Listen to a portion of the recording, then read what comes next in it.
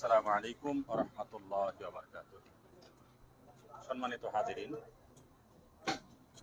আল্লাহ তাবারক তাআলার অশেষ রহমত, নিয়ামত, বরকত, আমরা এখন অবস্থান করছি সে আরাফাতের ময়দান।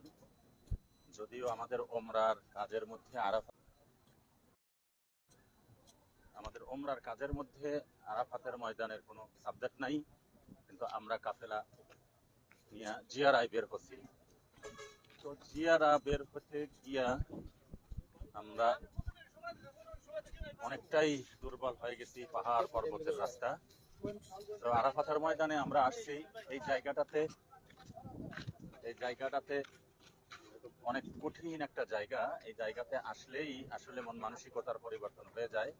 এই যে আমাদের হাজী সাহেবরা, আমাদের কামরুল ভাই মুআল্লিম,